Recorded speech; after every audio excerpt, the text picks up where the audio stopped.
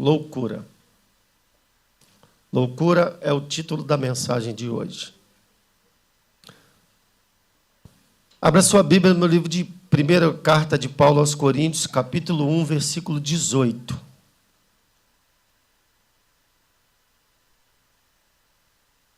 Somente esse versículo.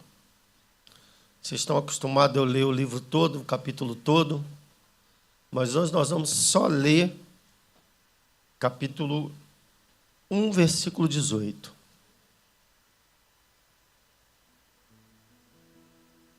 Certamente, a palavra da cruz é loucura para os que perecem. Aqui está se perdem, mas eu gosto mais da versão Ferreira de Almeida, a antiga. Para os que se perdem, mas para nós que somos salvos, é o poder de Deus. Amém? O título da mensagem de hoje é A Loucura da Fé que Libera o Poder de Deus. Vocês sabiam que, durante a minha caminhada, alguns líderes da igreja e alguns tesoureiros, Felipe, já quiseram me colocar numa camisa de força? Quem sabe o que é camisa de força aqui? Alguns líderes de igreja e tesoureiros já falaram: pastor, nós vamos internar o senhor. O senhor está ficando louco. E eu sempre disse para eles assim: irmãos, eu não estou ficando louco, eu sou louco. Fiquei louco desde o dia que eu aceitei Jesus como Salvador. Sou um cara inconformado, inquieto, odeio o inferno, odeio as obras do diabo. Uma vez eu fui expulsar um demônio e me chamaram para orar por uma mulher endemoniada. Quando eu entrei, ela me olhou e disse: o que está fazendo aqui? Eu te odeio. Eu falei: então está 0-0, demônio, porque eu também odeio você do mesmo grau e intensidade. Vai sair dessa vida. E uma das vezes que me chamaram de louco foi quando nós estávamos numa congregação mais ou menos do tamanho dessa aqui, numa loja. Não tínhamos recurso nenhum, isso no ano de 2023, nós recebíamos dízimo de moeda de 25 centavos. A maioria dos irmãos eram agricultores, cortadores de cana, no interior de Alagoas. A situação financeira da igreja era bem precária. E nós estávamos orando e eu passando pelo centro da cidade. E o que me incomodava é que no centro daquela cidade não existia nenhuma igreja evangélica. Eram 21 catedrais da igreja católica.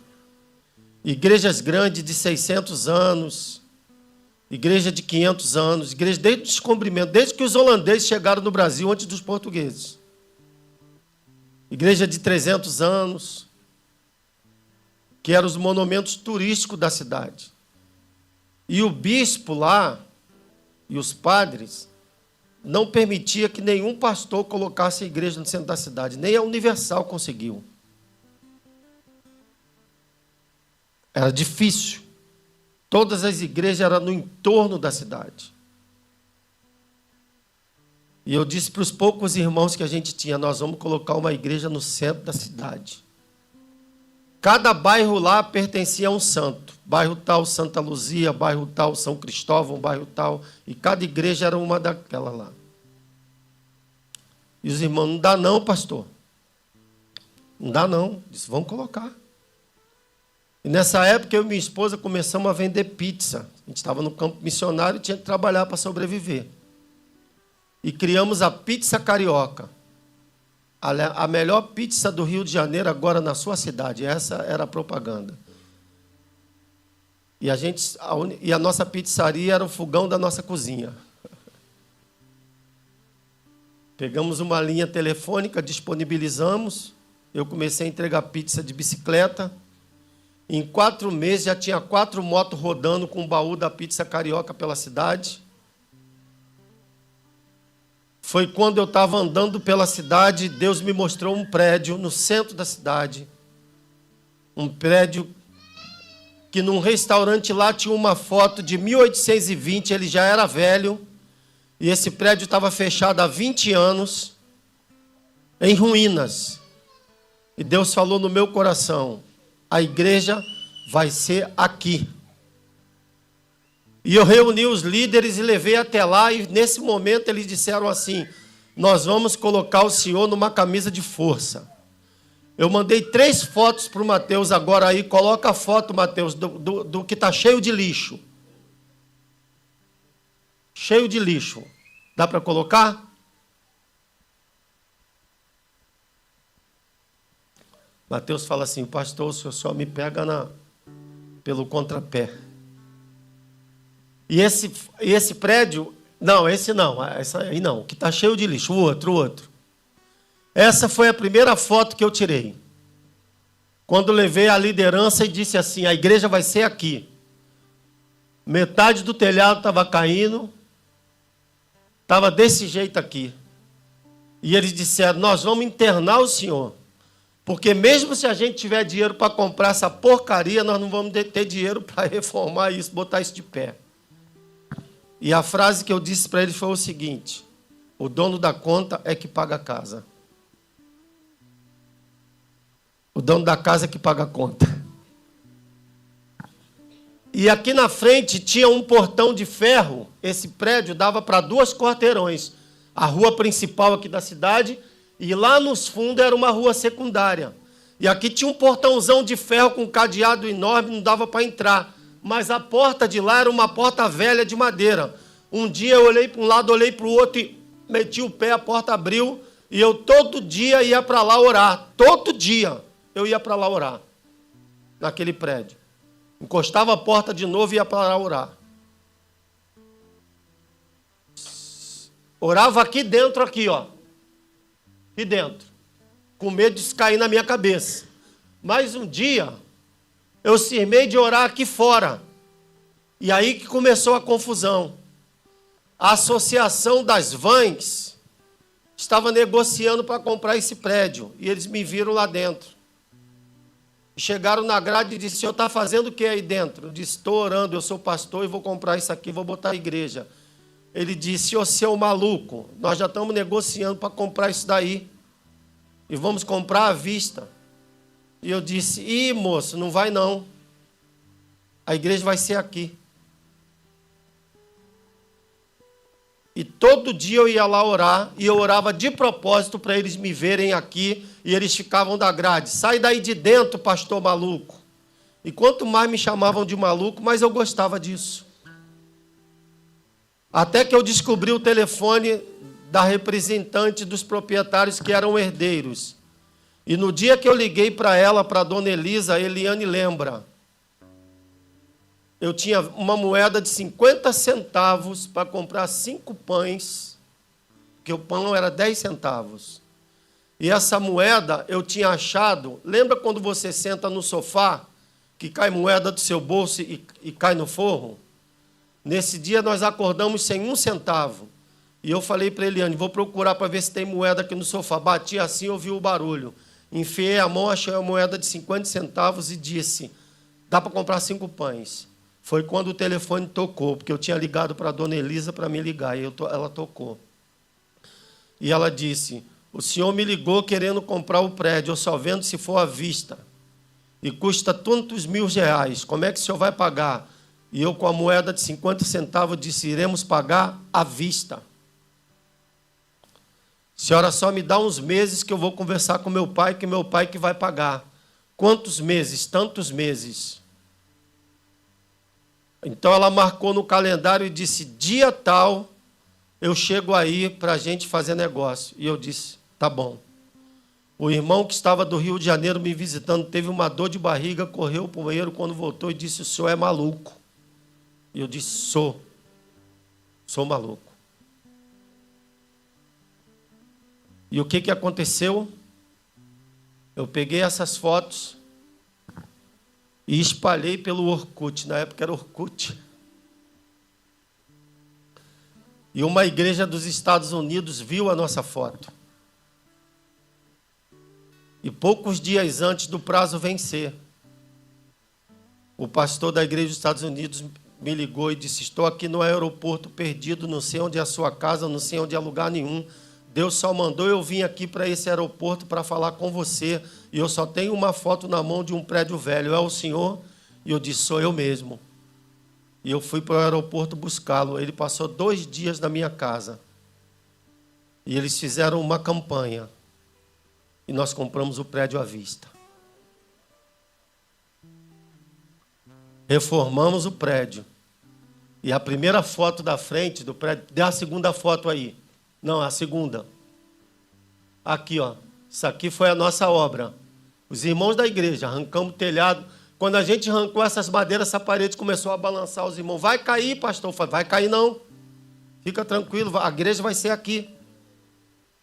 E aí nós, em menos de 1 ano, inauguramos a igreja para 600 pessoas. E a primeira frente foi essa aí, porque era um patrimônio histórico, não podia mudar.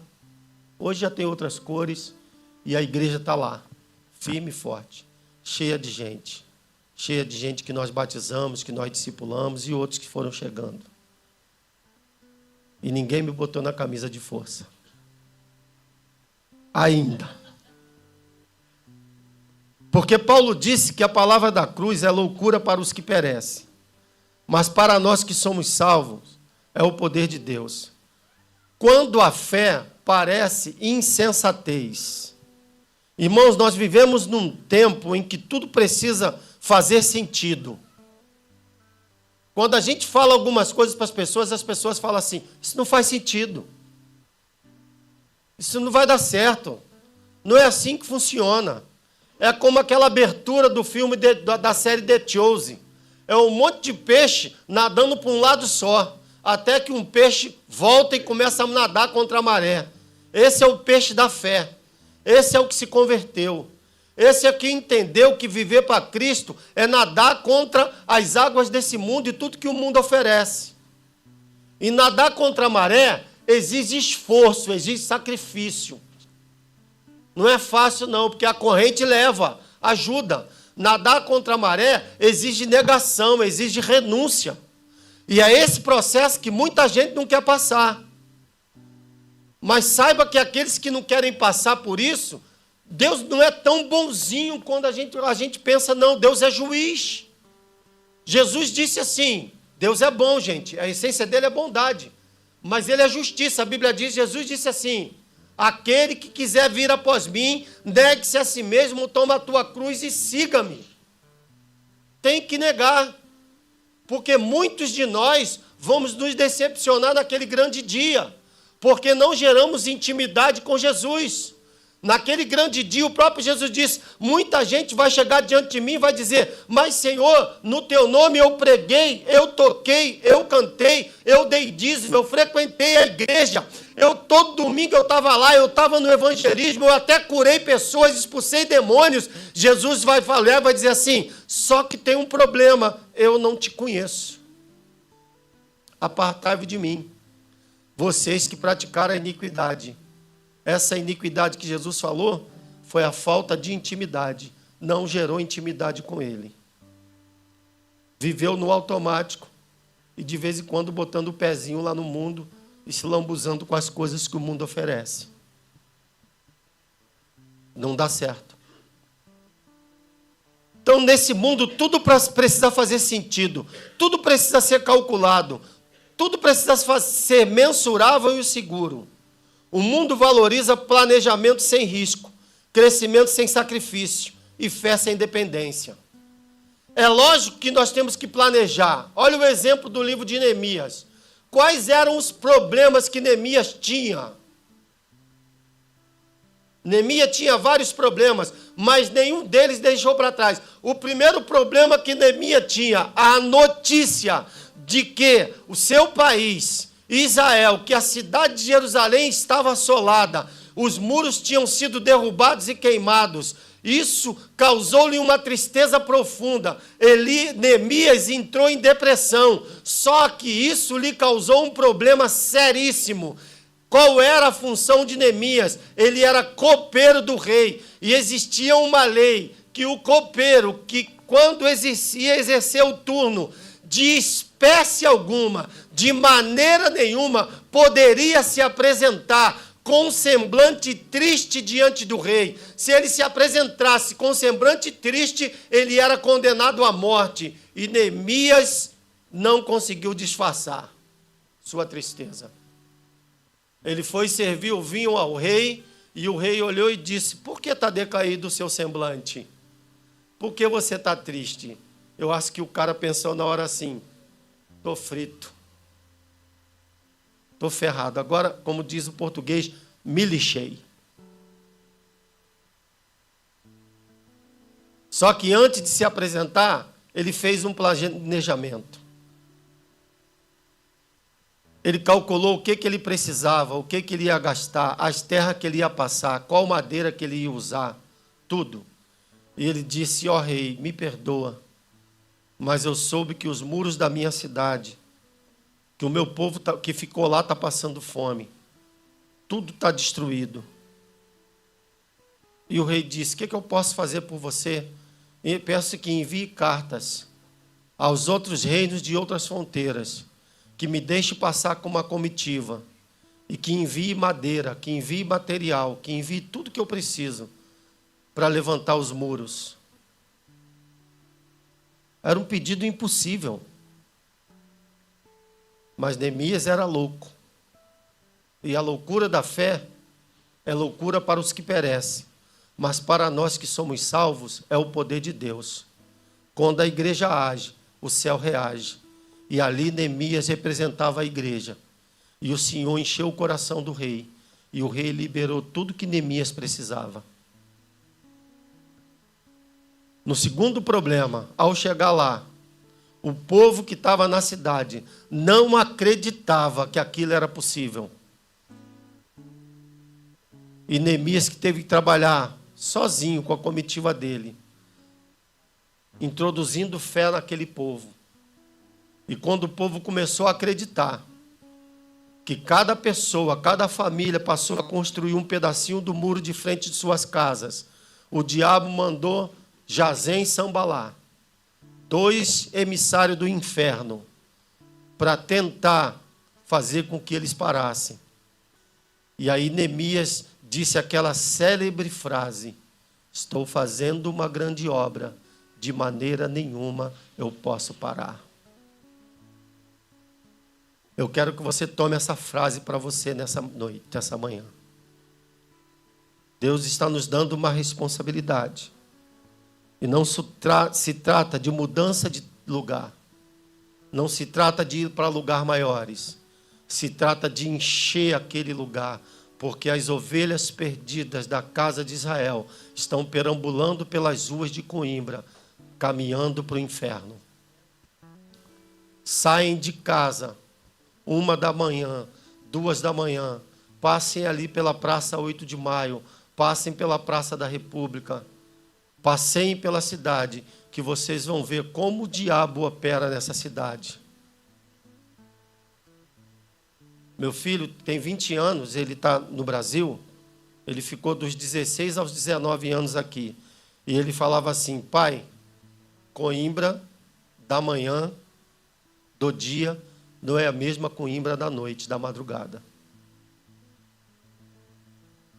Todas as vezes meu filho falava isso. E eu sabia que Deus estava falando na boca dele assim: vocês como igreja precisam fazer alguma coisa. Vocês como igreja precisam agir. E aí eu pensando, como é que a gente vai abordar essa garotada? Eu já montei minha estratégia. Vou comprar um saxofone, já tenho um professor, vou aprender sax, vou sentar lá na praça no meio deles e vou começar a tocar. Eles vão começar a chegar. Vai levar 6 meses para eu tocar a primeira música, nem que eu toque a mesma música toda noite. Mas eu vou fazer isso. E eles vão começar a se aproximar de mim. Vou ganhar a simpatia deles. Porque lá em Atos diz: e caindo na graça do povo, o Senhor ia acrescentando à igreja aqueles que haviam de ser salvos. A palavra da cruz é loucura para os que perecem. No entanto, a Bíblia nos ensina que os maiores movimentos de Deus começam quando alguém teve coragem de crer além da lógica. Eu vou repetir para você.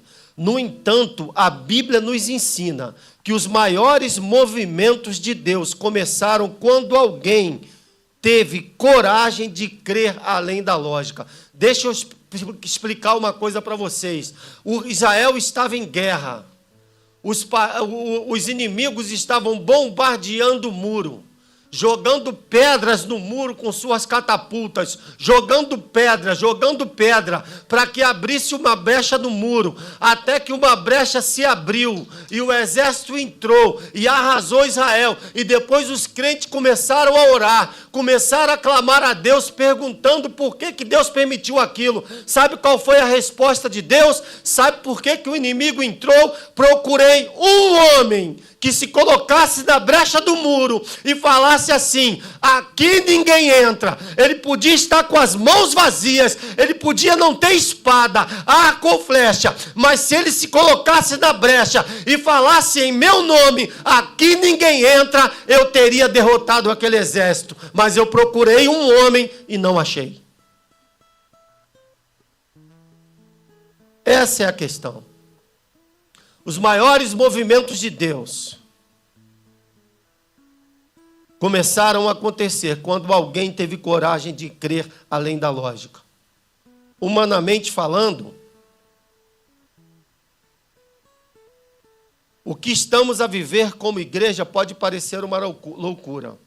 Um templo maior, novas cadeiras, obras estruturais, novas responsabilidades financeiras. Para algum pode soar como imprudência, mas a palavra é clara. Aquilo que o mundo chama de loucura, Deus chama de poder. A palavra da cruz é loucura para os que perecem, mas para nós. Se é salvo, diz amém. Se você é salvo, diz amém. Para nós que somos salvos, é o poder de Deus. Ele vai prover, Ele vai enviar recursos. Quando a gente não tiver mais, Ele vai espremer a gente. Ele vai fazer com que a gente faça loucura de fé. Mas quando a gente não tiver mais, Ele vai enviar. Nesse templo aí, quando chegou o momento que todos os recursos acabaram da reforma, sabe o que eu fiz? Fui numa agência e entreguei meu carro. Falei, quero vender meu carro. Quanto você paga? Tanto. Eu disse, de jeito nenhum. Apresentei todas as revisões, apresentei tudo. Vendi por 20% acima do valor do preço, numa agência. Isso é milagre. E cheguei com aquele dinheiro e cada material que entrava na igreja, eu falava para a pastora assim, ó, as rodas do carro acabou de entrar. Agora entrou o motor. Agora entrou a caixa de marcha. Agora entrou isso. Doei o carro para a obra continuar. E quando tudo se espremeu, quando a gente não tinha mais recursos, eu recebi um convite para uma conferência missionária no Rio de Janeiro. E para piorar a minha situação, compraram uma passagem de ônibus. 36 horas. Irmãos, desde criança, se eu entrar num ônibus aqui na esquina, na outra esquina, eu estou vomitando. Eu achei que quando ficasse velho isso ia acabar, não acabou. Eu tenho um problema. Meus filhos sabem, eu quase não dou o volante para ninguém, porque eu no carona já enjoo. Acho que é frescura de rico, sabe? Porque um dia eu vou ficar rico. Então, mas eu sou assim, 36 horas me dopando de Dramin e vomitando toda hora, toda hora. Eliane dizia assim, tu vai ficar desidratado, bebe água. Eu dizia, se eu beber água, eu vou vomitar mais. Cheguei na igreja, parecia que eu tinha tomado, sei lá o quê, um barril de vodka. Dor de cabeça, já cheguei direto para a conferência. E teve um momento que eu estava passando tão mal, que eu falei, vou lá para fora, vou respirar um pouco. E no pátio da igreja tinha barracas de comida típica de todos os países, porque era uma conferência missionária. E eu avistei a barraca da Arábia Saudita, lá daquele lado lá, onde uma amiga minha, advogada, era chefe da barraca lá, das comidas típicas. E eu sentei lá e comecei a conversar com ela. E perguntei pelo marido dela, que foi amigo do meu pai no exército. E nós nos descobrimos na igreja, pelo meu sobrenome, ele descobriu que foi companheiro do meu pai no exército. E aquele senhor se apaixonou por mim, pelo meu pai, que já tinha morrido. E eu perguntei, onde está o Jota? O nome dele era José, eu chamava de Jota. E ela disse, seu amigo faleceu tem 3 meses, você não soube? E eu disse, minha filha, eu estou lá no meio do mato, no meio do canavial, em Alagoas. Quando a notícia chega lá, Jesus já voltou. E aí a gente começou a relembrar, e ela começou a chorar e disse, pastor, eu não estou me sentindo bem, vou botar alguém aqui, pega seu carro, me leva para casa. Eu disse, ô filha, eu estou sem carro, porque eu sempre viajava de carro para lá. E ela disse, como o senhor está sem carro, o que o senhor fez? Eu disse, doei meu carro para a obra da igreja. Eu disse, o senhor é doido? Ela disse, eu disse, sou. Ela disse, pastor, um pastor sem carro é um pedreiro sem colher, é um polícia sem revólver. Eu disse, pois é, eu estou um pedreiro sem colher e um polícia sem revólver. Mas vamos chamar um táxi para você. E ela foi para casa. 3 dias depois, 6h30 da manhã, meu pastor me liga. Dá um pulo aqui na igreja. Preciso falar com você. Eu acordei e falei, não é possível, o que ele quer comigo? O que eu fiz? Pastor presidente. Aí eu fui lá, ele estava no gabinete. Oi, pastor, me chamou? Era 7 e pouco, ele chamei. O que é? Toma essa chave do carro, tem um carro lá no pátio, assim, assim, assim, leva para o Lava Jato e manda lavar para mim. Aí eu, quê? Manda lavar o carro para mim. Aí meu coração, o velho homem falou assim, vou mandar esse velho para a tonga da mironga do cabuletê. O Espírito Santo falou, calma, crente, obedece. Eu cheguei lá, o carro lindo, limpo, higienizado, polido. Eu falei, além de abusado, está ficando doido. Voltei lá, pastor, oi, é o carro tal? É, pastor, o carro está limpo. Deixa de ser teimoso, rapaz, faz o que eu estou obedecendo, manda lavar o carro. Tá bom. Cheguei no carro, falei assim, estou sem carro mesmo, preciso passear, vou pegar a Eliana e os meninos e vou passear o dia inteiro, vou sujar esse carro de biscoito, de tudo, depois levo para o Lava Jato, à noite eu entrego. Vou passar o dia todo com ele. E fiz isso. Tardezinha, eu levei para o Lava Jato, mandei limpar, voltei lá. A secretária estava lá, eu disse, pastor fulano está aí. Rapaz, ele perguntou por você o dia inteiro. Olha aí, onde você estava? Eu falei, passeando com o carro que ele mandou lavar. Eu tive que sujar para mandar lavar. Ela disse, tu é doido? Pastor Ediel, você é maluco, né? Falei, um pouquinho. Bati lá. Meu filho, onde você estava? Eu falei, sujando o carro que o senhor mandou lavar para poder mandar lavar de novo. Ele disse, rapaz, era uma pegadinha. Aquele carro era do Jota, a Uzicrã mandou te dar de presente. É seu. Aplauda o Senhor por isso. Quando Deus nos espremer, quando Ele provar a nossa fé, e a gente fazer os desafios que a gente precisa fazer, Deus não fica devedor a ninguém. Ele vai te devolver. Porque o carro que eu ganhei era 10 vezes melhor do que o que eu doei. É assim que Deus faz. O que o mundo chama de loucura, a Bíblia chama de poder de Deus. A pergunta central dessa manhã é possível? Ou perdão, a pergunta central dessa manhã não é, isso é possível? A pergunta central é, Deus está nisso? Porque se Ele está, a nossa fé é a nossa resposta. A verdadeira fé sempre desafia a lógica humana. A cruz nunca foi razoável aos olhos humanos. Um Messias crucificado, um Salvador vencido pela morte. Para a mente natural isso é um absurdo, mas para a fé é salvação. Desde o início Deus trabalha com padrões, fora dos padrões humanos. Noé constrói uma arca sem nunca ter visto chuva. Foi ridicularizado, desacreditado, chamado de louco, mas a chuva veio. Moisés enfrenta o mar, na frente o exército, atrás o exército. A estratégia de Deus foi, marcha para dentro do mar. A fé que transforma destino não nasce do conforto, nasce da obediência. Se eu fosse você, anotava essa frase: a fé que transforma destino, a fé que vai transformar o destino da sua família, a fé que vai transformar o destino da sua geração, não nasce na zona de conforto, mas nasce na zona de confronto, nasce na obediência. Se você decidir obedecer, não precisa estar enxergando nada não, não precisa ter chão, coloque o pé que o Senhor vai botar o chão para você pisar. Sempre foi assim.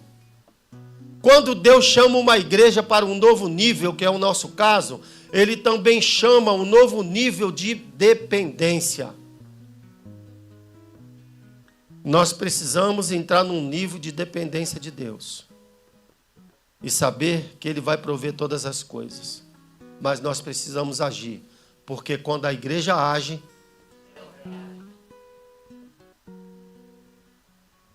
os que foram chamados de loucos foram os que experimentaram a glória de Deus. Ao longo das Escrituras, vemos um padrão bem claro. Antes da vitória, vem o descrédito. Davi diante de Golias, um jovem, sem armadura, apenas com uma funda. O gigante o desprezou, o exército duvidou, seus irmãos se ridicularizaram, mas Deus honrou a sua fé e o gigante caiu. E Israel ficou liberto daquela opressão. A mulher do fluxo de sangue acreditou que um simples toque mudaria sua história. Aos olhos da sociedade era imprópria. Presta bem atenção, existia entre as leis, lá em Levítico era mais severa, dizia que a mulher que estivesse sangrando, seja doente ou no tempo do seu ciclo menstrual, ela tinha que sair de casa, ela não podia tocar no marido, ela não podia tocar nos filhos, onde ela sentasse, nem o homem podia sentar, ela tinha que se purificar por 7 dias, se alguém sentasse no lugar que ela sentou, tinha que se afastar do arraial e se purificar por 7 dias, se por acaso um sacerdote sentasse onde ela sentou, não podia cumprir o turno do templo e tinha que se purificar por 7 dias. E pior, se ela propositalmente tocasse num sacerdote, no homem separado para a lei, ela era condenada à morte. Foi por isso que aquela mulher, ela conhecia a lei. Foi por isso que ela tentou, pela fé, achar uma brecha na lei. Vamos conjecturar um pouco. Na minha concepção, na teologia edielsliana, diz o seguinte, eu penso o seguinte, que aquela mulher pensou assim: Moisés diz que eu não posso tocar nele, mas se eu tão somente tocar na orla dos seus vestidos, eu vou crer que vou ser curada, porque a lei não dizia que não podia tocar na roupa. Ela achou uma brecha pela fé. A fé sempre vai achar um caminho para o milagre acontecer. Só que ela tinha que entrar no meio de uma multidão. E como entrar no meio de uma multidão sem tocar nas pessoas? Como? Como entrar no meio de uma multidão? Olha aqui, ó, sem esbarrar nas pessoas. Como fazer? É impossível. E quando aquela mulher entrou no meio da multidão, ela foi tocando, esbarrando em todo mundo. E cada pessoa que ela tocava, a lei dizia assim: está imundo, está imundo, está imundo, está imundo. Ela foi, como diz o nortista, imundiçando todo mundo. Virou uma bagaceira aquilo lá. Os pernambucanos, os potiguais, os nordestinos sabem do que eu estou falando. Virou uma bagaceira. O povo de bom conselho sabe bem do que eu estou falando aqui. E aí, ela se abaixou para tocar nos vestidos de Jesus. Mas para mim, ela foi empurrada, ela se desequilibrou, porque Jesus não disse assim: quem tocou na orla dos meus vestidos? Jesus disse assim: quem me tocou? Talvez ela se abaixou para tocar na orla do vestido de Jesus, se desequilibrou e... Quem me tocou? Porque quando Jesus foi tocado, a lei disse para Jesus: está imundo, mas ele é o Filho de Deus, o Rei dos Reis, o Senhor dos Senhores, o arquiteto do universo, o Deus forte, conselheiro, maravilhoso, Pai da eternidade, príncipe da paz. E quando a lei diz, está imundo, cumpriu-se o versículo, onde abundou o pecado, superabundou a graça. A graça de Deus foi manifestada naquele momento e saiu de Jesus, que Jesus chamou de virtude, e absolveu e curou aquela mulher. Mas Jesus queria saber quem tinha tocado. E aí os discípulos falaram assim: Senhor, tu é um popstar. Acabaram de levar um cacho do teu cabelo ali.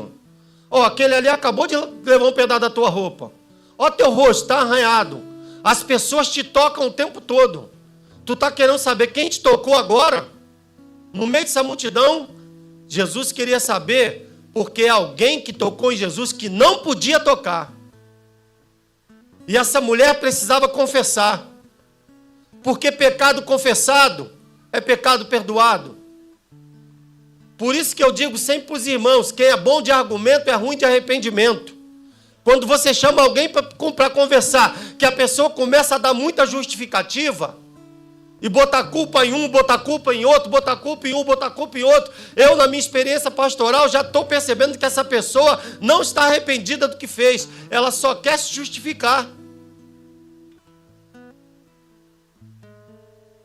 E aí Jesus disse, alguém me tocou. E ela levantou e disse, eu te toquei, Senhor. E contou a história. E depois de contar a história, já fechou o olho para receber a primeira pedrada. Porque ela tinha que ser apedrejada. E Jesus disse, vai, filha, a tua fé te salvou.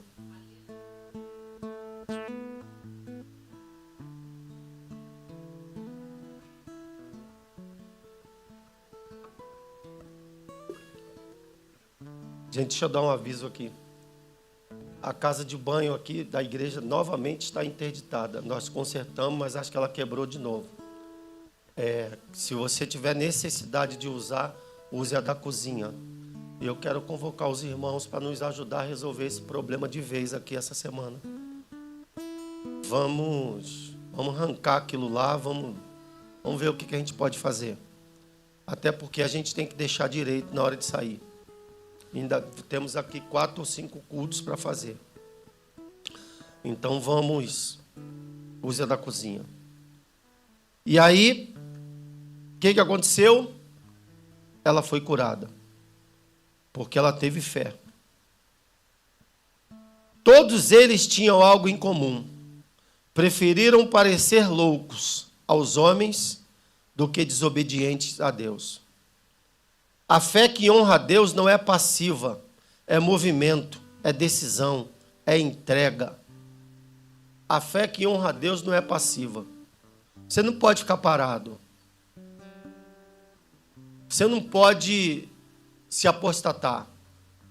Nós vamos começar uma jornada dura de algumas obras lá no templo. As irmãs podem carregar pladu? Não podem. Pode não. Eu vou dar uma missão boa para vocês, fique tranquila. As irmãs podem carregar pladu? Não podem. As irmãs vão ter que subir com um saco de terra para aquelas cadeiras, para aquelas escadas? Não pode, mas vocês podem levar lanche, pode levar janta, pode levar estrogonofe, pode levar comida, pode levar café. Viu? Se reunir para orar. Na obra desse templo aqui, nós tínhamos uma irmã chamada Miralda, que ela era cega. No meio da obra, aparecia a irmã Miralda, com a bolsinha. Pastor! Eu dizia, meu Deus, irmã Miralda, está fazendo o quê? E o senhor acha que eu vou ficar em casa, sabendo que o meu povo está trabalhando aqui? Vim trazer comida, bolacha e café. Cega.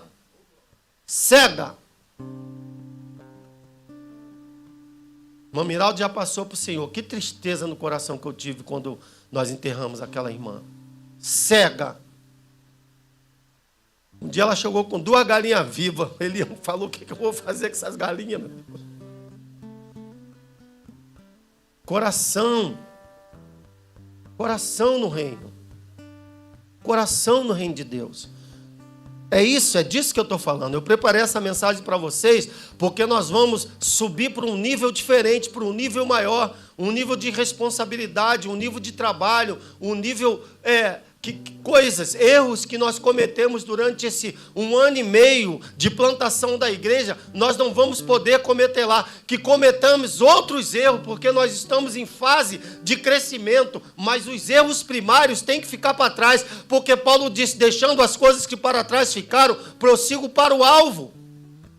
E o alvo é o crescimento, é a salvação de vidas. A fé que honra a Deus não é passiva. Lembra da mensagem que eu peguei para vocês? Consumidor ou produtor ou consumidor? Você é o que no reino de Deus? Você consome ou você produz? Comprometido ou consumidor? Isso. Qual o nível que você quer ficar? A loucura da cruz continua sendo o poder de Deus hoje. Paulo não fala da cruz do passado, mas no presente. É o poder de Deus. E isso significa que o mesmo Deus que operou lá atrás, continua a operar hoje na sua vida, na sua família, na nossa igreja, em todas as nossas vidas. Quando uma igreja decide avançar, ela não está apenas mudando de espaço. Preste bem atenção. Anote aí. Quando uma igreja decide avançar, ela não está apenas mudando de espaço geográfico, ela está ampliando a visão, está assumindo responsabilidade espiritual. A igreja está dizendo, há mais pessoas para alcançar, mais vidas a servir, mais reinos a manifestar. Quando uma igreja decide mudar, não é apenas uma mudança de espaço geográfico, ela está ampliando a visão, está assumindo responsabilidade espiritual. E essa igreja está dizendo, há mais pessoas para alcançar, mais vidas a servir e mais reino de Deus para manifestar na vida das pessoas. Deus não age e nem unge estrutura por si só. Deus unge propósitos alinhados ao seu coração. Se o nosso propósito de mudança está alinhado ao coração de Deus, ninguém vai poder nos parar. E qual é o propósito do coração de Deus? Que vidas sejam salvas, porque o reino de Deus é constituído por vidas. Ele nos chamou para crescer e também nos responsabiliza por sustentar. O que a palavra de Deus exige de nós, então? Uma mudança de mentalidade. Metanoia, no grego. Mudança de mentalidade. Temos que parar de pensar que agora vamos ser uma igreja pequena com poucas responsabilidades. Que as coisas improvisadas dá para fazer, porque quase tudo aqui foi improvisado para a gente entrar. Nossa estrutura vai ser outra. Nossa mente tem que ser outra. O povo que Deus vai mandar vai ser outro. Nossa mente tem que ser outra. A mensagem tem que ser outra. O louvor tem que ser outra. A recepção tem que ser outra. A integração tem que ser outra. As visitas tem que ser outra. Os GVs tem que ser outros. Deus vai mandar para lá pessoas de todos os níveis. E nós temos que a primeira coisa a fazer, mudar a mudança da mentalidade. Não pensamos como o mundo pensa, avaliamos com fé, e não apenas com números. Uma fé prática. Crer não é apenas sentir. Estou sentindo que a igreja lá vai crescer. Aleluia, como é que eu estou me arrepiando todo. Estou com uma sensação, pastor, eu tenho um medo disso, gente. De irmão que chega assim, com essa empolgação, pastor, meu coração está queimando, eu estou com uma sensação, hoje eu olho assim e digo, esse não vai carregar um saco de cimento, só vai ficar na sensação. Isso. Eu acho que vai acontecer. Preste bem atenção, uma fé prática não é apenas sentir, é participar, é envolver-se, é comprometer-se. E nessa manhã eu quero perguntar aqui: quem está comigo? Quem quer participar? Quem quer se envolver? Quem quer se comprometer? Não dá glória não, não dá aleluia não, não diz amém não, porque não sou eu que estou falando, é Deus que está falando aqui. Deus está usando o pastor de vocês, é a boca de Deus, é a voz de Deus falando. Quem quer se envolver nesse projeto comigo? Quem quer se comprometer nesse projeto comigo? E quem quer participar? E agora, se você quiser, diga amém e dê glória. Amém. Porque você está fazendo e falando para Ele. Porque deixa eu falar uma coisa para você. Se eu não morrer, se você não estiver lá, se você não aparecer, eu vou estar lá. Amém? Um coração alinhado. Este novo tempo exige unidade. Irmãos, qual é o ser mais poderoso do universo? Não é o He-Man não, tá? Qual o ser mais poderoso do universo? Quem? Olha só o ser mais poderoso do universo, conversando lá, entre eles a Trindade, os anjos participando. Olha Deus, poderoso do universo, olhou assim para a terra, olhou, disse: vem aqui, vem aqui, vem aqui, vem aqui. Vem aqui, vem aqui você também.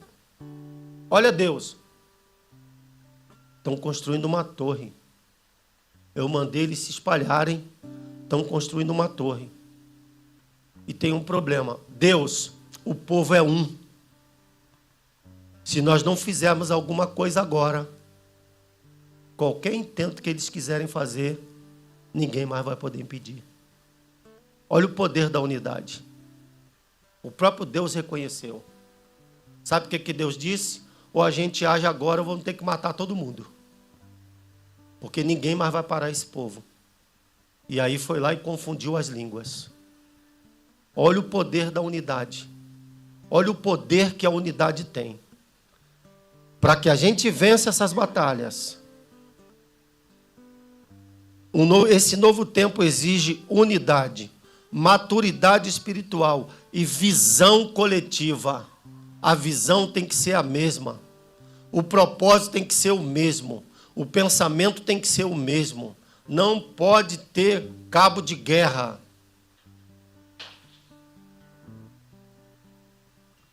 Cada passo dado com fé hoje será testemunho amanhã.